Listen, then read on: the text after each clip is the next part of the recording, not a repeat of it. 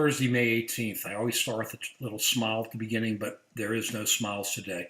Chris Cornell died. I love rock music, and Chris Cornell, only 51 years old. I normally do this as an outside the demo, but this isn't outside the demo. It's kind of right inside the demo. Chris Cornell, one of the greatest frontmen of the grunge era, maybe one of the best frontmen for rock. I say men because he was a man. There are a lot of great front women too, who wasn't a front woman, starting with maybe the greatest woman soloist around, Janis Joplin, who nobody really knows her music anymore, which is so sad. They know her name, but not her music. But let's get back to Chris Cornell. When grunge started happening in the late 80s, early 90s in Seattle, there were three major groups. Of course, there was Mother Love Bone, but there were three major groups.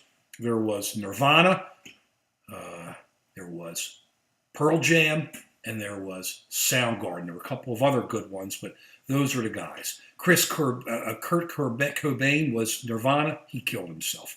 Pearl Jam was Eddie Vedder. Eddie's still around. Eddie, I love Pearl Jam. And then, of course, Soundgarden with Chris Cornell. Super Unknown, Spoon Man, music, albums, incredible. Three great albums with Soundgarden. They were more the crunch and move type. Nirvana kind of was more poppy. Pearl Jam was more rock. And Soundgarden was more crunch, just kind of chugga, moving with a voice, with Chris Cornell's voice just soaring everywhere. What a voice. You should listen to this guy. When he then left Soundgarden, went on his own, and did a lot of MOR, middle of the road stuff. Didn't turn me on, but he had a voice that could go anywhere. Then he formed Audio Slave when Zach De La Rocha left, and he was like a funky rock singer. Just three great albums there, two or three great albums. Got all their music on their iPod. Two or three great albums, just cruising. He has a range that just kind of soared and down, and he just started going back on the road with Soundgarden. And of course, to me, their best was Going Hungry, Temple of the Dog. Back in the early days when grunge was just starting, there was a movie. I'm trying to remember the movie. It had Soundgarden in it. You had Pearl Jam in it. I'm trying to remember, and some of the young stars back then, late 80s.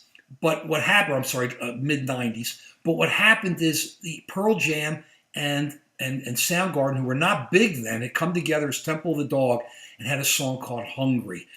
Gone hungry. You had Eddie on the low parts, and you just had Chris Cornell soaring, and you could just hear that voice, why he was so great. And you had members of Soundgarden and Pearl Jam playing, and Temple of the Dog, that album, get that album. That's from the early 90s or mid 90s, I think.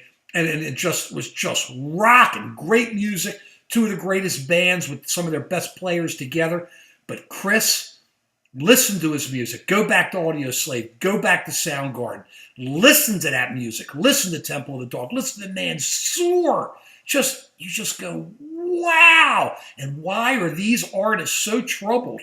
So troubled. They're talking about suicide that they just want to kill themselves. 51 years old with all that talent, plays great music, sings great music, played with some of the greatest rockers of all time. So sad. Chris Cornell, R.I.P. But pick up his music, pick up Soundgarden, pick up Temple of the Dog, pick up Audio Slave and listen to it. Don't let that music just go away. Some of the best rock music of all time. Peace.